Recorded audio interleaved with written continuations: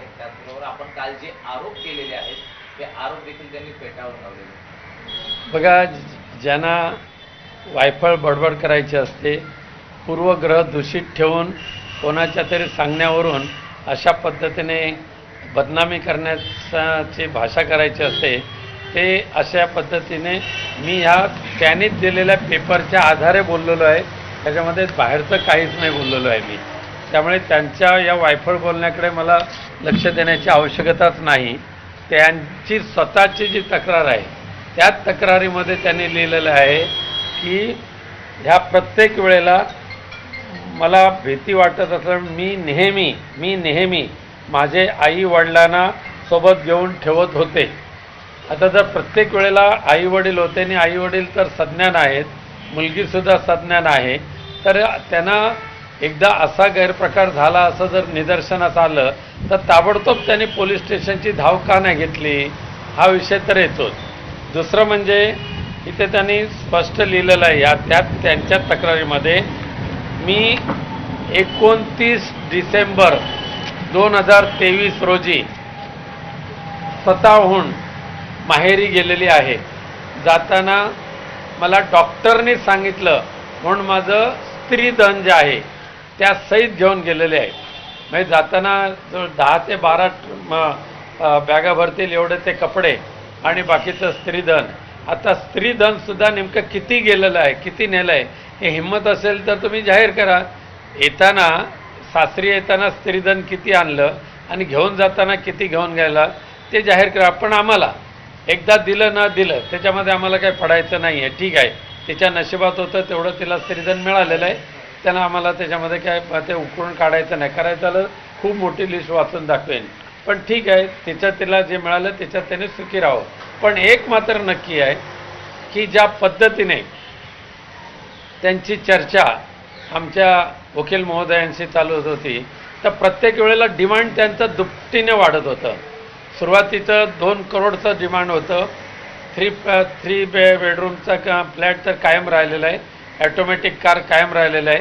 2च्या नंतर डायरेक्ट 5 करोडवर आलं आणि 5 करोडवरच्या नंतर त्याच्यामध्ये त्याने जे दिलं आहे, काल जे वाचून दाखवलेलं आहे, 10 करोड रुपये, 2 करोड पुन्हा पाहिजे तर हवं असेल तर मी वाचून दाखवतो।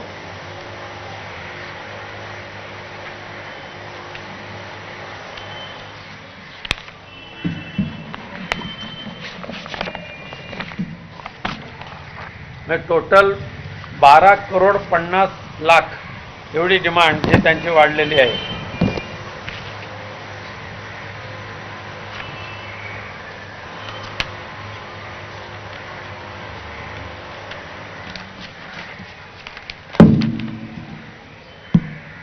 $50 लाख, 5 लाख दर महिन्याचे 5 लाख रुपये, 50 लाख एक रकमी, 10 करोड एक रकमी, पुन्हा 2 करोड एक रकमी आणि प्लस दरमहा भाडं 1 लाख रुपये। त्याशिवाय 3 बेडरूमचा जो घर आहे तो घर पूर्णपणे मिळालं पाहिजे, त्याचं EMI जे आहे ते मी भरणार नाही, ते तुम्हीच भरलं पाहिजे। अशा पद्धतीचे ज्या डिमांड ठेवलेल्या आहेत ना त्या पूर्ण करून घेण्यासाठी हे खोटे नाटे अशा पद्धतीची बनावगिरी करून केलेले आरोप आहेत। त्या आरोपांना आम्ही काय भीक घालत नाही, कारण आम्ही अध्यात्मातले आहोत आणि आमचं दैवत आमच्यासमोर पंढरीचा पांडुरंग आहे, तसंच आमच्यासमोर आमचं दैवत हिंदू हृदय सम्राट बाळासाहेब ठाकरे आहेत। त्यामुळे आम्हाला ह्या 2 दैवताशिवाय इतर कोणाच्याकडे जाण्याची आवश्यकता पडत नाही। कुलदेवता ग्रामदेवता तर आपल्या असतातच कोकणातल्या, आणि त्यांच्याकडे जाणं म्हणजे काही गुन्हा ठरत नाही त्यांचं दर्शन घेणं। यावरूनच त्यांनी असा देखील आरोप केलेला आहे की एका गोंदूबाबाकडे मला नेलं त्यामुळे मला ते कळलं, पण या व्यतिरिक्त 3-4 ठिकाणी आम्हाला नेलेलं होतं आणि त्यातल्या काही ठिकाणी आपण स्वतः देखील त्यांच्यासोबत होतात आणि तुम्ही त्या सगळ्या गोष्टींमध्ये इन्व्हॉल्ड आहात, तुमच्या सांगण्यानुसारच त्या गोष्टी। ते आता माझा पोलीस खात्यावर पूर्ण विश्वास आहे, न्यायालयावर माझा पूर्ण विश्वास आहे। ज्यांची नावं त्यांनी दिलेली आहेत त्यांना ज्या वेळेला पोलीस चौकशी करतील त्यावेळेला ते समोर येईल। त्यामुळे ह्यांच्या बकवासगिरीवर विश्वास ठेवण्यापेक्षा मी पोलिसांच्या चौकशीवर माझा विश्वास आहे, त्यांनी चौकशी करावी। या व्यतिरिक्त आपले भांडूपमध्ये बंधुराज आहेत, त्यांचं नाव देखील या केसमध्ये घेतलेलं आहे.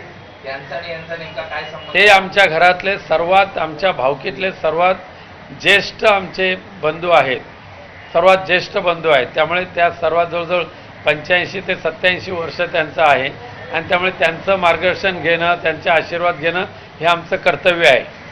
त्यांनी जरी त्यांच्या घरामध्ये इतरांना कोणाला विचारलं नसलं तर सुद्धा आम्ही आमच्या घरातल्या ज्येष्ठांना आम्ही सन्मानाने वागवतो आणि त्यांचे आशीर्वाद आम्ही नेहमीच घेतो. ज्या पद्धतीने कोर्टात इतर आरोपींबद्दल देखील ज्यावेळी सुनावणी सुरू होती तर आपण हेही अटकपूर्व याच्यासाठी आपण जाणार आहात का कोर्टामध्ये? वकिलांच्या सांगण्यानुसार आम्ही पुढचं करू, पण न्यायदेवतेने ज्या ज्या वेळेला बोलवेल त्या वेळेला आम्ही न्यायदेवतेसमोर नम्रपणे हजर राहणार आहोत. एक शेवटचा प्रश्न असा आहे की आपण खरं तर आपली पार्श्वभूमी राजकीय आहे, आपण राजकारणात सक्रिय असता आणि या राजकारणातल्याच हेतूतून यांच्या थ्रू आपल्यावरती हे आरोप होत आहेत किंवा हे षडयंत्र रचलं जातं असं आपल्याला वाटतं?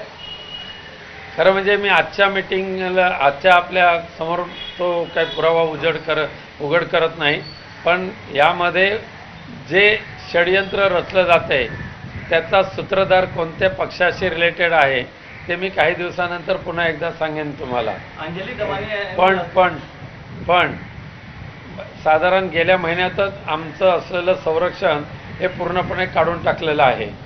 मागणी आम्ही केली, त्या मागणीला सुद्धा त्यांनी नकार दिलेला आहे. त्यामुळे याच्या पाठीमागे षडयंत्र तर आहेच, पण ते आमचा विश्वास न्यायदेवतेवर आहे आणि त्यामध्ये आम्ही नक्की सही सलामत बाहेर पडू. अंजली दमानी यांनी सांगितलं की विषय गंभीर आहे, मुलांनी चर्चा केलं आहे, याची चौकशी झाली पाहिजे. चौकशी पोलिसांनी करावी, त्यामध्ये आमचं काही अडथळा नाही आहे आणि प्रत्येक वेळेला पोलीस ठाण्यामध्ये ज्या ज्या वेळेला चौकशीला बोलवतील त्या वेळेला आम्ही हजर राहणारच आहोत. प्रवीण दरेकर यांनी आरोप केले आहेत की हा तर घराचं एक प्रकरण आहे, याच्या पुढे अनेक प्रकरण समोर येणार आहेत. किती येतील ते येतील, कारण सध्या त्यांचं बाकी धंदेच काही नाहीत त्यांना. धन्यवाद. सांगा ना सर, हिंदी में जानना चाहेंगे आप उन्होंने नहीं, कल वैसा लगाए हैं, बातें कही हैं. कल वैसा तो मैंने पूरी तरीके से बात की है आपके साथ, लेकिन आप शायद नहीं थे. जिस तरीके से जो इल्ज़ाम लगाया गया है वो सारासार झूठा है, हमें हमारी बदनामी करने वाला है, हमें कहाँ ना कहाँ परेशानी देने के लिए ये किया है. जो गिरिजा है वो 29 दिसंबर 2023 से घर छोड़कर खुद के मन से वहाँ गई है. उसके बाद अभी तक उनका और हमारे घर का कुछ संबंध रहा नहीं है. उसके बाद ये जो आरोप कर रहे हैं वो आरोप 2018 से 2022 के बीच में का है. और मेरा प्रश्न एक है, उन्होंने जो खुद लिखा है उसके ऊपर ही मैं बोल रहा हूँ, बाकी मेरे दिल का कुछ नहीं बोल रहा हूँ. ये सारे आरोप करते हो उन्होंने कहा कि हर बार मैं मेरे माँ और मेरे पिताजी को साथ में लेकर जाता था. अगर मैं कोई भोंदू बाबा के पास जाकर उसके ऊपर कुछ ऐसा ज़बरदस्ती या कुछ गलत तरीके से आरोप कर्म करता था तो उनके माँ और उनके पिताजी साथ में रहते थे. उन्होंने तुरंत पुलिस थाने में शिकायत दर्ज क्यों नहीं की? 22 के बाद अभी 26 है, 4 वर्ष के बाद अभी उनको लगा है कि एक शिकायत करो. उसके बाद 29 दिसंबर 2023 से वो घर छोड़कर गई, पूरा सामान लेकर गई और उन्होंने स्टेटमेंट में लिखा है, मेरे डॉक्टर ने मुझे कहा इसके लिए मैं मेरा स्त्री धन और मेरा सारा जो भी कुछ है 10 से 13 बैग आपने बोला, हाँ, वो सब मैं लेके जा रहा हूँ. हमने उसके लिए उसको एक सिंगल वर्ड से पूछा नहीं ये क्या क्या लेके जा रहे हैं, वो हमें दिखाओ, ये भी हम लोगों ने इतने पूछा. हम बोला ठीक है, जो उसके नसीब में था वो सब लेकर गया, हमें उसके पास कुछ देखना नहीं. लेकिन ठीक है, अब भी जो उन्होंने टीवी का केस फाइल किया उसमें कम से कम 12.5 करोड़ रुपए की मांग की है.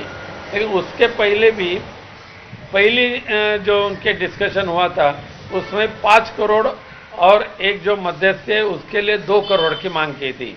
3 बेडरूम किचन का मांग की थी, एक automatic car not less than 20 lakh उसकी मांग की थी. टेरेस फ्लैट चाहिए था, वो भी थाना या बोरीवली में चाहिए था, ऐसी मांग की थी। उसके बाद इसके लिए हमने ना बोले तो उसके बाद उन्होंने डीवी में 12.5 करोड़ रुपए की मांग की है। साथ साथ में 3 बेडरूम किचन की भी मांग की है। साथ साथ में हर महीने में 1 लाख और उसका रेंट होना चाहिए, वो भी मांग की है। साथ में हमारे बेटा जो है मेरा गीतेश, उसका घर का जो घर है उसके ऊपर लोन है, वो फ्लैट उसे मिले, लेकिन लोन की EMI वो गीतेश ने भरनी चाहिए। ऐसे सारे मुद्दे उन्होंने ये डीवी में रखा है। ये पूरा करने के लिए इतनी बड़ी ये षड्यंत्र उन्होंने रचा। मुझे उसके डर नहीं है कोई भी। मेरा विश्वास पुलिस थाने के ऊपर है, मेरा विश्वास न्याय देवता के ऊपर है। जो सहयोग पुलिस थाने के लिए करना है हम करेंगे। सर, काला जादू करने की बात आई, जबरदस्ती गौमूत्र पिलाने की बात आई और कहा कि मेरे बाल काटे गए, ये उन्होंने एलिगेशन लगाए, तो इसकी आपकी क्या सफाई है? उन्होंने जो एलिगेशन लिखा किया है ये सारा सार झूठा है। लेकिन तो भी पुलिस वाले यानी उन्होंने केस में FIR में जिनका नाम दिया है उनको जब पुलिस वाले इंक्वायरी करेंगे तो उनमें से सामने आ जाएगा क्या हुआ और क्या नहीं है। हमें क्या डरने की बात नहीं है, डरने की बात ही नहीं, हम कहाँ गए नहीं है और वैसा कुछ हुआ नहीं है। मैं छाती सीना ठोक के बात बोल सकता हूँ। सर, आपने कहा कि न्यायालय पे आपको भरोसा है, पुलिस पे भरोसा है,